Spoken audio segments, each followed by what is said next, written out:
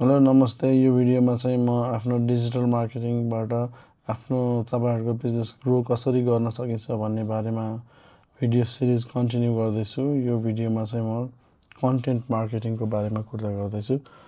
Content marketing भनेको के हो, कसरी युज गर्न सकिन्छ, यसबाट के फाइदा हुन्छ, यसबाट यो युज गर्दाखेरि हामीलाई के प्रब्लम्सहरु आउन सक्छ र यसको चाहिँ राम्रोसँग हामीले कसरी इम्प्लिमेन्ट गर्ने भन्ने कुरामा आज म तपाईहरु समक्ष कन्टेन्ट भिडियो लिएर आएको छु। फर्स्ट कुरा भनेको इन्ट्रोडक्सनमा जाउँ। इन्ट्रोडक्सनमा कन्टेन्ट मार्केटिङ गर्दाखेरि हामीले फर्स्टमा के गर्नुपर्छ त भन्दाखेरि strategy and planning. Strategy and planning भन्नाले चाहिँ हाम्रो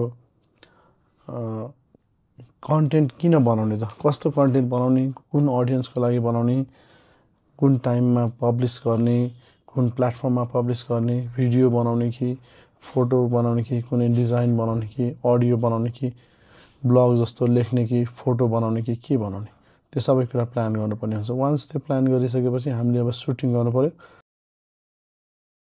मतलब कन्टेन्ट क्रिएट गर्नु पर्यो। त्यो कन्टेन्ट क्रिएट गर्दाखेरि को चाहिन्छ त, अब कोही मोडलहरु चाहिन्छ कि प्रोफेसनल फोटोग्राफर भिडियोग्राफर चाहिन्छ कि अथवा हाम्रो आफ्नै इन हाउस स्टाफले हुन्छ कि कुनै लोकेसनमा जानुपर्छ कि कुनै वेदर कन्स्ट्रेन्ट छ कि राम्रो वेदरको लागि कुर्नुपर्ने छ कि अथवा जुनसुकै ठाउँमा चाहिँ स्टुडियोभित्र सुटिङ गर्न सकिन्छ, के छ त्यसको कन्टेन्ट क्रिएसनको प्रोसेस, त्यो थाहा पाएर कन्टेन्ट क्रिएट गर्नुपर्ने हामीले।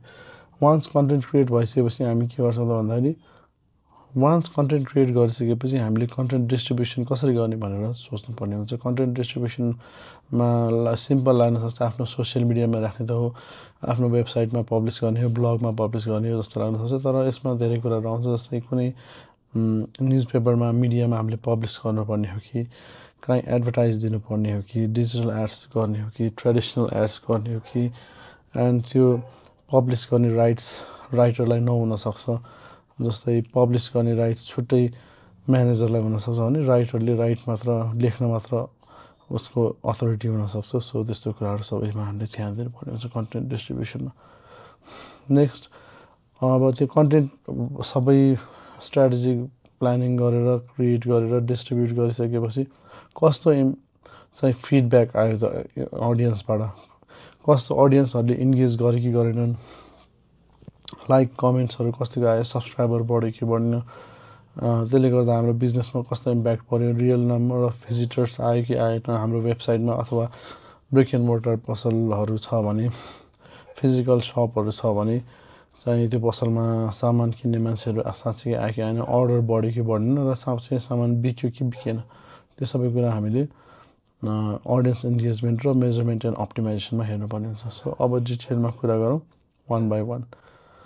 फर्स्ट कुरा गरौँ पर्पसको बारेमा। पर्पसभित्र पर्न आउँछ किन चाहिँ कन्टेन्ट मार्केटिङ गर्ने, हामीले किन गर्ने कन्टेन्ट मार्केटिङ भन्ने बारेमा कुरा गरौँ पर्पसको बारेमा। फर्स्टमा build brand awareness and trust.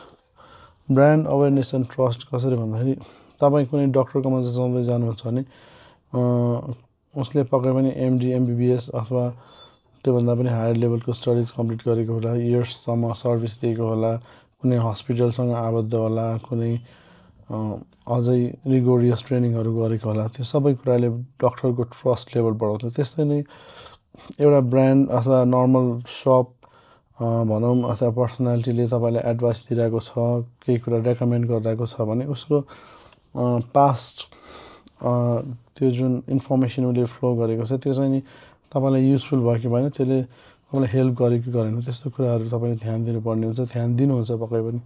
त्यो नै ब्रान्ड अवेरनेस र ट्रस्ट बिल्ड गर्नको लागि हाम्रो कन्टेन्ट मार्केटिङले हेल्प गर्छ।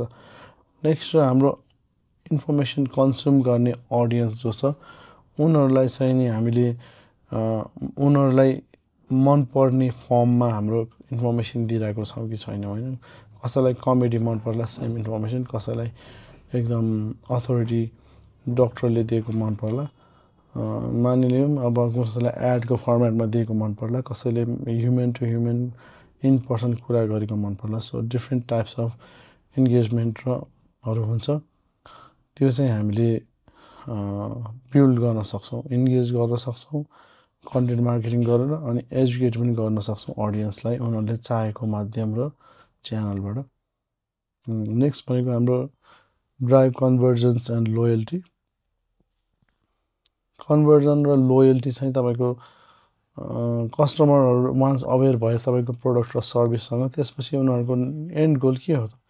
तपाईँको प्रोडक्ट र सर्भिस पहिला छ भनेर थाहा थिएन तपाईँको टार्गेट अडियन्सलाई। वान्स थाहा भइसकेपछि तपाईँको प्रोडक्ट एजुकेट गर्नुभयो तपाईँले तपाईँको प्रोडक्टको सुपेरियोरिटीको बारेमा, किन चाहिँ तपाईँको प्रोडक्ट राम्रो छ, किन युज गर्ने, किन सर्भिस राम्रो छ, किन युज गर्ने भनेर। वान्स त्यो थाहा भइसकेपछि एन्डमा चाहिँ उनीहरूले यो चाहिँ मेरो लागि राम्रो प्रोडक्ट अथवा सर्भिस हुनसक्छ, म चाहिँ यो ट्राई गर्न चाहन्छु र राम्रो भयो भने म फेरि युज गर्न चाहन्छु भन्ने जुन उनीहरूको डिसिजन हुन्छ त्यो चाहिँ बढाउनलाई मद्दत गर्छ कन्टेन्ट मार्केटिङले। यो 3टा कन्टेन्ट मार्केटिङको पर्पस भयो। नेक्स्ट कुरा गरौँ की प्रिन्सिपलको बारेमा। के को आधारमा चाहिँ हामीले कन्टेन्ट मार्केटिङ गर्दाखेरि हाम्रो यो पर्पस फुलफिल हुन्छ त?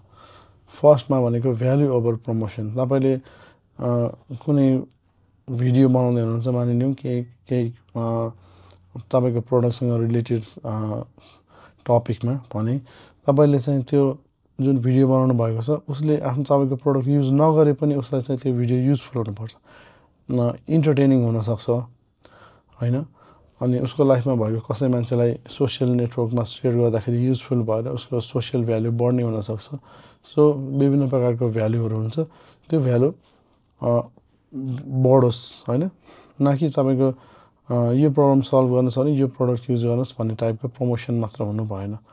नेक्स्ट भनेको तपाईँले कन्सिस्टेन्टली राम्रो इन्फर्मेसन, युजफुल इन्फर्मेसन डेलिभरी गर्नु पऱ्यो, सो द्याट त्यो तपाईँको टार्गेट अडियन्सले जो छ उनीहरूले चाहिँ तपाईँसँग कनेक्सन बिल्ड गरोस् होइन।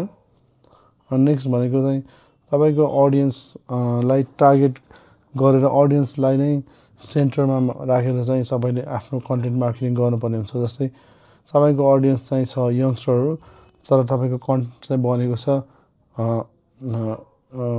बेबी बुमर्स मानिनुलाई भने, अब त्यो मिलेन होइन। सो तपाईँको टार्गेट अडियन्स को हो उनीहरूलाई नै सेन्ट्रिक भएर तपाईँले कन्टेन्ट बनाउनु पर्ने हुन्छ। अब कुरा गरौँ कोर कम्पोनेन्ट्सको बारेमा। कोर कम्पोनेन्ट्स भनेको चाहिँ के कुन कुन पिस मिलेर चाहिँ तपाईँको कन्टेन्ट मार्केटिङ बन्छ त? यसमा कोर कम्पोनेन्ट्समा भएको धेरै कुराहरू हामीले इन्ट्रोडक्सनमा पनि कुरा गरिसकेको छौँ। सेम नै कुराहरू कोर कम्पोनेन्ट्समा पनि। कोर कम्पोनेन्ट्समा तपाईँको कन्टेन्ट स्ट्राटेजी पर्छ अभियसली, कस्तो कन्टेन्ट बनाउने, किन बनाउने, कहिले पोस्ट गर्ने, एन्ड देन कन्टेन्ट क्रिएट गर्नु पऱ्यो, कहाँ सुटिङ गर्ने हो कि लेख्ने हो कि को चाहिन्छ, कसरी बनाउने त्यो कन्टेन्ट, अनि कन्टेन्ट कहाँ डिस्ट्रिब्युट गर्ने, कुन टाइममा गर्ने, कसको माध्यमबाट गर्ने, एन्ड देन अडियन्सहरूलाई चाहिँ कसरी इन्गेज गर्न सकिन्छ तपाईँको कन्टेन्टमा। नेक्स्ट भनेको तपाईँको कन्टेन्टको पर्फर्मेन्स कसरी मेजर गर्ने, कति भ्युज आयो, कति लाइक्स आयो, कस्तो इन्गेजमेन्ट भयो, कसरी डिसलाइक्स आयो, कि ब्रान्डमा कस्तो इम्प्याक्ट पऱ्यो, बिजनेसमा कस्तो इम्प्याक्ट पऱ्यो मेजर गर्ने। एन्ड देन यो सबै गरिसकेपछि तपाईँको डेटा एनालाइसिस गरेर त्यसलाई इम्प्रुभ गर्दै जाने, रिफाइन गर्दै जाने। यो नै हो core components of content marketing. अब लागौँ बेनिफिट्सतिर। बेनिफिट्स, कन्टेन्ट मार्केटिङको बेनिफिट के हो त? यसले फर्स्टमा चाहिँ तपाईँले यस्तो इन्फर्मेसन दिइराख्नु भएको छ जसले चाहिँ त्यो युजरलाई हेल्प गरिरहेछ, तपाईँको कन्ज्युमरलाई कन्टेन्ट मात्र हेरेर पनि हेल्प गरिरहेछ भने तपाईँको अरूले नदिएको इन्फर्मेसन, तपाईँलाई क्रिटिकल इन्फर्मेसनहरू दिइरहनु भएको छ भने ब्रान्डको अथोरिटी र ट्रस्ट बढ्छ। ट्रस्ट भन्नाले यो ब्रान्डले चाहिँ इन्फर्मेसन नै राम्रो दिइरहेको हुन्छ, त्यसो भएर चाहिँ यसको प्रोडक्ट पनि पक्कै राम्रो छ भनेर ट्रस्ट गर्न थाल्छन् मान्छेहरू।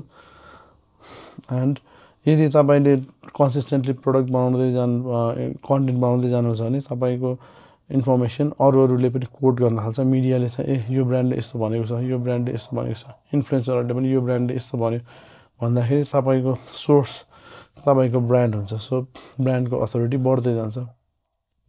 नेक्स्ट भनेको अर्ग्यानिक ट्राफिक एन्ड लिड्सहरू पनि बढ्दै जान्छ। अर्ग्यानिक ट्राफिक एन्ड लिड्समा चाहिँ तपाईँको अर्ग्यानिकली अब तपाईँको कन्टेन्ट बनाउनु भएर अरू ब्रान्ड्सले, अरू अथोरिटीहरूले न्युज मिडियामा तपाईँको कुरा हुन थालिसकेपछि अभियसली ब्रान्डको यो ब्रान्डले के रहेछ यो ब्रान्ड भनेर उत्सुकता जाग्छ मान्छेहरूमा, एन्ड देन उनीहरूले ब्रान्डको बारेमा सर्च गर्न थाल्छन्। So organic traffic and leads बढ्छ।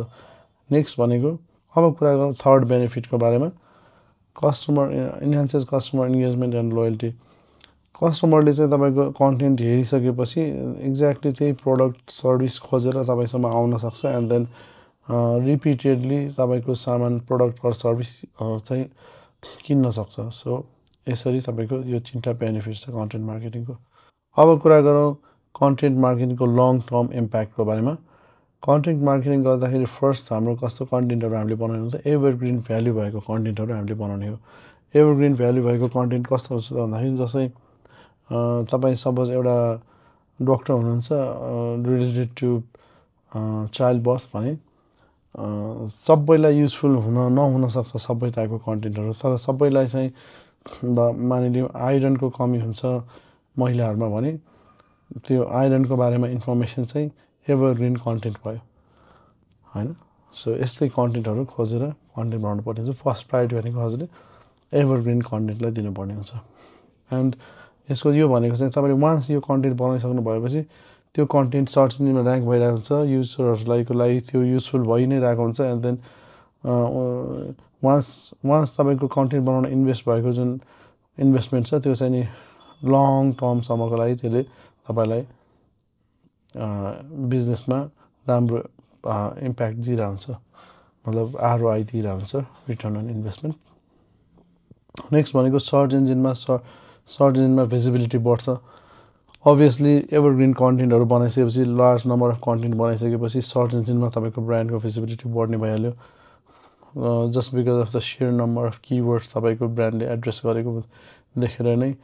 अनि रिलेटेड LSI रिलेटेड किवर्ड्सहरू तपाईँको सर्च इन्जिनले देखेर चाहिँ सर्च इन्जिनमा ऱ्याङ्किङ बढ्छ, ब्रान्ड अथोरिटी बढ्छ, अघि हामीले कुरा गरेको जस्तै। एन्ड सस्टेनेबल अडियन्स ग्रोथ हुन्छ, जस्तै मान्छेको एज ग्रुपहरू चाहिँ नि बिस्तारै बिस्तारै चेन्ज हुँदै जान्छ एन्ड टाइमसँगै तपाईँको अडियन्सको प्रेफरेन्स, अडियन्सको ग्रोथहरू सबै चेन्ज हुँदै जान्छ। तपाईँले कन्टेन्ट बनाउँदै हुनुहुन्छ भने तपाईँले यो अप्टिमाइजेसन इम्प्रुभमेन्ट गर्दाखेरि नै थाहा हुन्छ कि कस्तो कन्टेन्ट युजरले मन पराइरहेको छ, त्यो कन्टेन्ट कस्तो कन्टेन्ट अनुसार युजरको टेस्ट एन्ड बिहेभियर कसरी चेन्ज भइरहेको छ तपाईँलाई थाहा हुन्छ। त्यसरी चाहिँ तपाईँले आफ्नो प्रोडक्ट र सर्भिसलाई एडाप्ट गरेर सस्टेनेबल ग्रोथ एचिभ गर्न सक्नुहुन्छ। कस्ट एफिसिएन्सी ओभर टाइम तपाईँले एभरग्रिन कन्टेन्ट बनाउनु भइसकेपछि, अप्टिमाइजेसन एन्ड इम्प्रुभमेन्ट गर्नु भइसकेपछि कस्ट एन्ड एफिसिएन्सी चाहिँ टाइमसँगै घट्दै जान्छ। एन्ड ब्रान्डको अथोरिटी र ट्रस्ट बढ्ने भएको हुनाले अर्ग्यानिकल्ली पनि तपाईँको ट्राफिक र लिड बढ्ने भएको हुनाले कस्टमर रिलेसनसिप राम्रो हुँदै जान्छ। यति नै हो कन्टेन्ट मार्केटिङको बारेमा। Thank you. म नेक्स्ट भिडियो चाँडै नै लिएर आउनेछु। त्यतिन्जेलको लागि धन्यवाद। भिडियोलाई लाइक, कमेन्ट र सब्सक्राइब गरिदिनु होला। By by.